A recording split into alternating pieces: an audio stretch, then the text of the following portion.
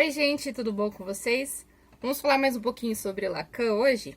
Vou dar continuidade, então, ao seminário 1 do Lacan, né? E vou iniciar sobre o item 2 do seminário 1 de Lacan. Então, vamos lá. Então, o título desse tópico 2 do seminário dele fala assim: Primeiras intervenções sobre a questão da resistência. A análise pela primeira vez, materialidade do discurso, análise da análise e uma pergunta. Megalomania de Freud?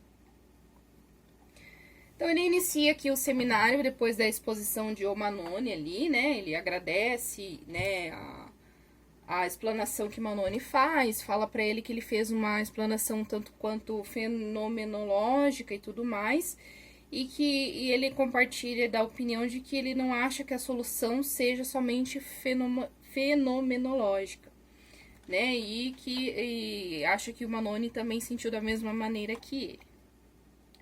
Depois, de Anzier também faz uma explanação, e aí ele fala sobre o caso de Lucy R. Até um caso que eu coloquei aqui no meu canal, que eu comecei então o Clube das Quartas-Feiras de Freud, e eu comecei falando sobre o caso da Miss Lucy R. E é sobre esse caso que o Lacan tá falando aqui. Então aqui Lacan, depois de interromper aqui a exposição de Anzier, ele fala sobre o caso da Lucy R. E aqui ele retoma falando sobre o propósito de Freud inicialmente, com a hipnose, sobre a pressão das mãos que o Freud utilizava, e que o Freud, como eu falei lá no Clube das Quartas-Feiras, passava por uma certa saia justa, um certo desconforto ali diante do analisante dele, diante das pessoas, porque ele perguntava, né, vou pôr você no estado de dormir, né, e a pessoa falava, mas eu não tô dormindo, né, eu tô meio acordada, e ele tinha que ficar meio explicando, né, esse sentido de não é dormir profundamente e tal, e ele utilizava-se da pressão das mãos na cabeça das pessoas. E aí, Lacan fala que o Freud meio que dava uma persuadida ali nas pessoas, não, veja bem, não é que você vai dormir profundamente, você vai ficar nesse estado meio sonolento mesmo, é dessa forma que funciona e tal. E aí, o Freud deixou de se preocupar com isso depois que ele não se preocupou mais com essa questão. Daí não foi mais uma questão embaraçosa para ele. Mas aí o Freud, ele mantinha ainda o uso da pressão das mãos ali, focando nesses sintomas e o que as pessoas falavam diante dessa pressão da mão aí na cabeça das pessoas, né? E ia trabalhando com cada fala ali, quando os conteúdos que vinham a partir dessa pressão das mãos na cabeça. Então, tem um trecho que fala aqui assim: sob as mãos de Freud, o paciente era assegurado de que as lembranças que iam se apresentar eram as que estavam em causa e que só tinha de se fiar nisso, só tinha que focar naquilo que viesse à mente. E Freud acrescentava o detalhe de que seria no momento em que levantasse suas mãos, uma mímica de levantamento da barreira, que o paciente se tornaria perfeitamente consciente e só teria de tomar o que se apresentasse ao seu espírito para estar certo de segurar o bom fio da meada. Então, ele estaria nesse estado de semidormência, com a pressão das mãos do Freud. A partir do momento que ele fizesse o movimento de levantar as mãos, a pessoa entraria de novo num estado de consciência e aquela ideia que viesse, né, continuaria esse fio da meada ali para a investigação dos sintomas do paciente. E aí ele fala também que o método se mostrou aqui, é bastante notável que esse método se tenha mostrado para o caso de Freud perfeitamente eficaz. No caso da Lucy R, foi um caso assim, que ele fala como ele foi inteiramente resolvido e foi um caso resolvido até em curto prazo, rápido, mediante outros casos ali de Freud. Então, é como se fosse assim, por acaso, por uma sorte, esse caso deu certo, foi super rápido e foi solucionado, que o Lacan traz aqui, né?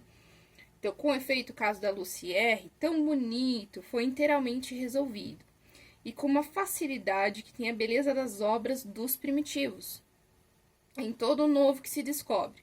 Há um acaso feliz, uma feliz conjunção dos deuses. Então, por um acaso, deu certo de que menos de um ano foi tudo resolvido o caso da Lucy R. Então, lembrando, né, eu tenho vídeo no canal sobre ele, mas Lucy R era cometida de uma questão do nariz, né? Então ela não sentia, ela tinha sempre uma constipação nasal, inflamatória, com pus, e aí tinha um cheiro que sempre acompanhava, e aí Freud vai investigando esse cheiro e vai descobrindo então o que acontecia, estava relacionado a uma situação X, e esse cheiro estava ligado a outro cheiro, e enfim, tem uma solução, uma dissolução desse caso aí da Lucière, que foi rapidinha de acontecer mediante os outros casos ali de Freud. Ele até exemplifica que, como por exemplo com Ana O, foi um caso assim mais extenso. Ele até fala assim, ó, com Ana O, ao contrário, estamos diante de um longo trabalho de working truth, que seria, eu coloquei essa palavra junto no tradutor ali, ela com hífen seria resolvendo, e ela em item separado seria assim, trabalhando através. Então, trabalhando através desse caso, porque tinha que rever a história, reviver, reelaborar, e aí foi uma coisa mais extensa do que o caso da Lucière. E aí, voltando ao caso da Lucière, ele fala aqui sobre as alucinações olfativas, sintomas histéricos dela, né? Que nesse caso, Freud deu então todos os detalhes sobre a sua maneira de operar. E nesse caso da Lucière também, ele fala sobre essa dificuldade que ele tinha em utilizar da hipnose, né? Ele vai retratando tudo isso e vai falando sobre o caso bem esmiuçado, como que ele agia, daí a gente vê as formas que ele questionava ela também, é muito interessante. Aí aqui o Lacan prossegue falando sobre o caráter especial da técnica de Freud. E no decorrer do trabalho que ele vai falando o seguinte, não tinha um método, né, um beabá para seguir, porque estava começando tudo era novo. Então, Freud que desvendou tudo isso, ele ia lá, tratava sua paciente, depois ele fazia todo esse estudo e tomava as notas desse estudo. Então, tudo era muito inédito, né, o que acontecia. E o que fala aqui, ó, o domínio é a verdade sempre do sujeito na técnica analítica. Pela confissão dos melhores autores e dos que conheceram Freud, não se pode fazer uma ideia plena da maneira pela qual aplicava a técnica. Insisto no fato de que Freud avançava numa pesquisa que não é marcada pelo mesmo estilo que as outras pesquisas científicas. O seu domínio é o da verdade do sujeito. A pesquisa da verdade não é inteiramente redutível à pesquisa objetiva, e mesmo objetivante do método científico comum. Trata-se da realização da verdade do sujeito, como de uma dimensão própria que deve ser destacada na sua originalidade em relação à noção mesma da realidade. Acentuei isso em todas as aulas deste ano. E é o que é a psicanálise, né? A realidade e a verdade do sujeito, né? Esse amor à verdade que nós temos que ter ali dentro do 7, porque estamos diante da verdade do sujeito, seja ela fantasia, seja ela verdade ou não, é essa verdade com a que a gente trabalha dentro do setting analítico. Acentuei isso em todas as aulas deste ano. Freud estava enganjado na pesquisa de uma verdade que lhe concernia totalmente, até na sua pessoa, portanto, também na sua presença diante do doente, na sua atividade, digamos de terapeuta, ainda que o termo seja inteiramente insuficiente para qualificar a sua atitude. No dizer do próprio Freud, esse interesse deu às suas relações com os seus doentes um caráter absolutamente singular. Então, os atendimentos eram singulares, eram personalizados, porque era a realidade de cada um, cada paciente era único, cada maneira de atuar era única e exclusiva. Entendi dessa forma. E é assim que tem que ser, né, a psicanálise. Você vai ali com todo o conhecimento teórico que você tem que estar sempre estudando, com a sua análise em dia, com o seu inconsciente presente, com a sua supervisão junto, mas diante do teu paciente ali, ele é único, ele é singular, e é a verdade dele que importa ali dentro do 7. Aí ele prossegue aqui, que certamente a análise como ciência é sempre uma ciência do particular. A realização de uma análise é sempre um caso singular, mesmo que esses casos singulares se prestem não obstante a alguma generalidade, desde que há mais de um analista. Mas a experiência analítica com Freud representa a singularidade levada a seu extremo, pelo fato de que começava a construir e a verificar a própria análise. não podemos apagar o fato de que era a primeira vez que se fazia uma análise. O método, sem dúvida, se deduz disso, mas só é método para os outros. Freud não aplicava o método, ele, que criou tudo, Se negligenciássemos o caráter único e inaugural do seu procedimento, cometeríamos uma falta grave.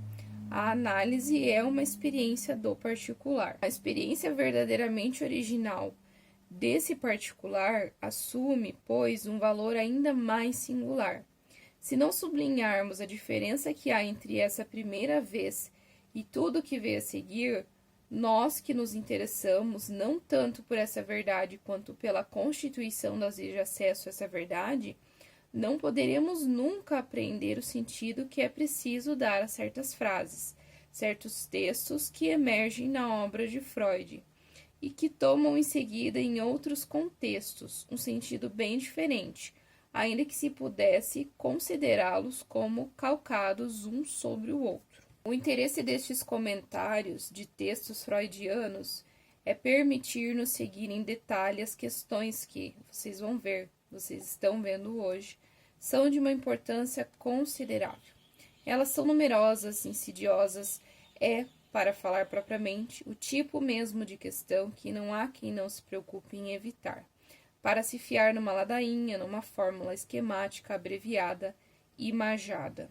Esse imagada vem de um termo francês de imaginada, desenhada, Então, voltando ali o que ele fala, que tem que se sublinhar, tem que se verificar, que tem que ter essa diferença entre a primeira vez para tudo que veio a seguir, para se analisar esses textos freudianos, para se analisar a técnica analítica, porque assim, o Freud retoma várias vezes os seus estudos de caso, Então, ele traz sempre a técnica, sempre nos estudos ele traz a técnica, ou ele fala da resistência, ou ele fala da transferência, ou ele fala de alguma coisa que foi utilizada na técnica, e muitas vezes ele retoma, ele fala que se frustrou em algum sentido, ele fala quando ele achou que estava errado, reconsidera, enfim. Ele sempre está retomando, revendo esses estudos, mas que a gente também não pode jogar fora tudo aquilo que foi de primeira vez. Teve essa primeira vez, esse primeiro contato, a partir disso se fez a técnica para ser empregada. E voltando ao que foi dito antes, lembrar sempre que é sempre a verdade do analisando, do sujeito, e é sempre uma coisa bem, como que se fala? É uma coisa personalizada, é uma coisa individual, é sempre novidade. Sempre dentro do setting é uma coisa nova.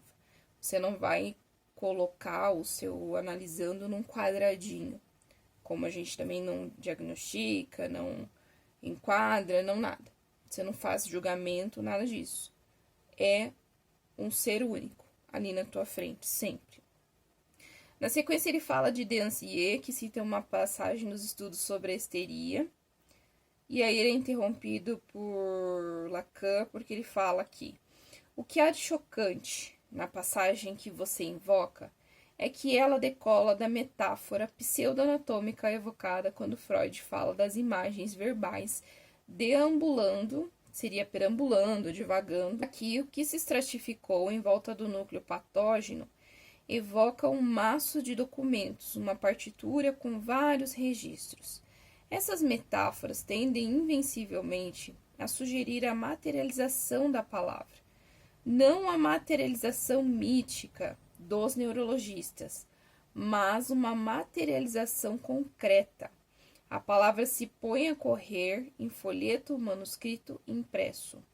A metáfora da página branca, do palimpsesto, por sua vez, também aparece. Veio desde então a pena de mais de um analista. Esse termo palimpsesto significa papiro, um pergaminho que foi raspado para dar lugar a outro escrito. Aqui se apresenta a noção de vários estratos longitudinais, quer dizer, de vários fios de discurso. Imaginamo-nos no texto que os materializa sob a forma de feixes literalmente concretos. Há uma corrente de palavras paralelas e essas se alargam num certo momento para envolver esse famoso núcleo patógeno, que também ele é uma história. Afastam-se dele para incluí-lo e se encontram um pouco mais longe. Aí ele fala do fenômeno da resistência. Então, se fôssemos visualizar esse feixe, tem um núcleo ali e tem todo um feixe envolvendo esse núcleo da história, da verdade ali, né? Da realidade. O fenômeno da resistência está situado exatamente aí. Há dois sentidos, um sentido longitudinal e um sentido radial. A resistência se exerce no sentido radial, quando queremos nos aproximar dos fios que estão no centro do feixe. Ela é a consequência da tentativa de passar dos registros exteriores para o centro. Uma força de repulsão positiva se exerce a partir do núcleo recalcado, e quando nos esforçamos para atingir os fios do discurso que estão mais próximos dele, experimentamos a resistência.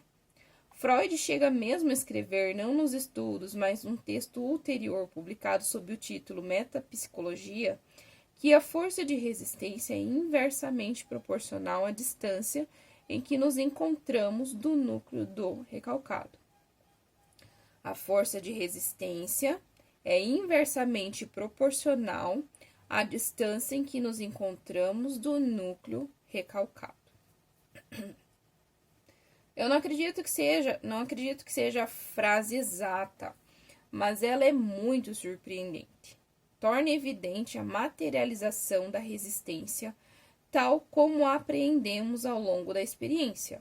E precisamente como dizia há pouco Manoni no discurso do sujeito. Para saber onde isso se passa, onde está o suporte material, biológico, Freud toma sem mais o discurso como uma realidade enquanto tal. Uma realidade que está lá, maço, feixe de provas, como se diz também, feixe de discursos justapostos, que se recobrem uns aos outros, se seguem, formam uma dimensão, uma espessura, um dossiê. Então, esses discursos ficam ali um sobre o outro, escondendo esse núcleo da verdade, esse monte de feixes, e à medida que você quase chega perto, tem essa força ali propulsora da resistência impedindo que se chegue ao núcleo do recalcado. Freud não dispunha ainda da noção de suporte material da palavra, isolado como tal. Nos nossos dias, teria tomado como elemento da sua metáfora a sucessão de fonemas que compõem uma parte do discurso do sujeito. Diria que se encontra uma resistência tanto maior quanto mais o sujeito se aproxima de um discurso que seria o último e o bom, mas que ele recusa de maneira absoluta. No esforço de síntese que vocês fazem, o que talvez não seja posto em relevo é uma questão que, tratando-se da resistência, está, entretanto, em primeiro plano, a questão das relações do inconsciente e do consciente. Será que a resistência é um fenômeno que só se passa na análise? Ou é algo de que podemos falar quando o sujeito passeia fora da análise, e mesmo antes de que ele venha a ela, ou depois que a deixou?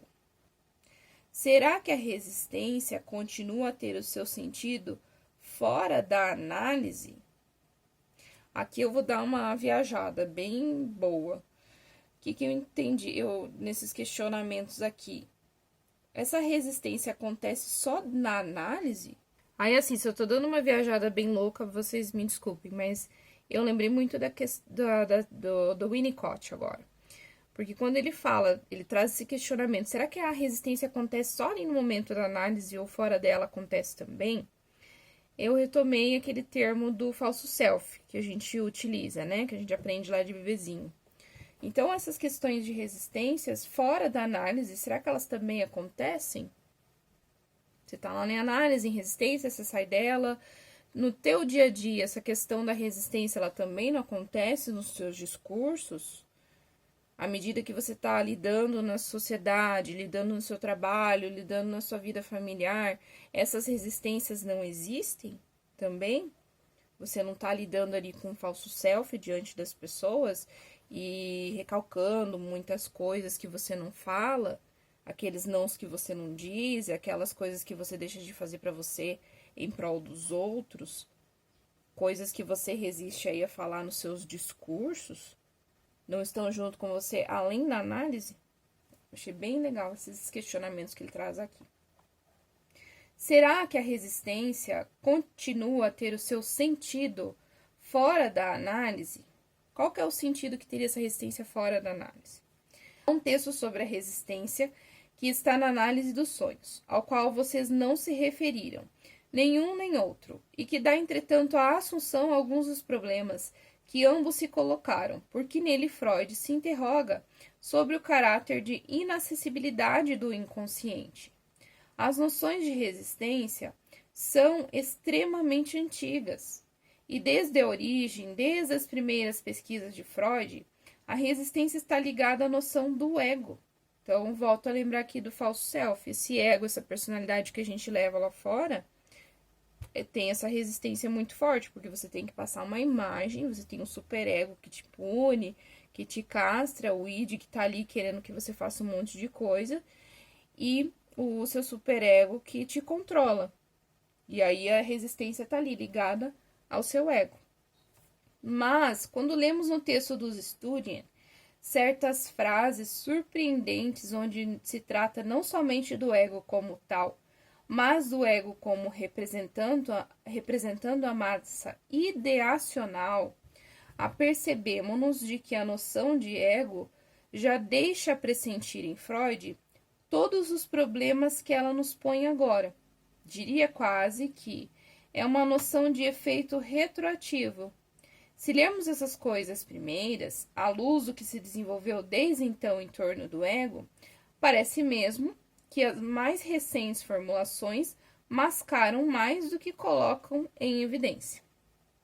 Vocês não podem deixar de ver nessa fórmula a massa ideacional, algo que se avizinha singularmente da fórmula que pude lhes dar, isto é, que a contratransferência nada mais é do que a função do ego do analista, o que chamei a soma dos preconceitos do analista. Vocês não podem deixar de ver nessa fórmula a massa ideacional, algo que se avizinha singularmente da fórmula que pude lhes dar, isto é, que a contratransferência nada mais é do que a função do ego do analista, o que chamei a soma dos preconceitos do analista. Do mesmo modo, encontramos no paciente toda uma organização de certezas, de crenças, de coordenadas, de referências que constituem, para falar propriamente o que Freud chamava, desde a origem, um sistema ideacional, e que podemos, de maneira abreviada, chamar aqui o sistema. Será que a resistência vem unicamente daí?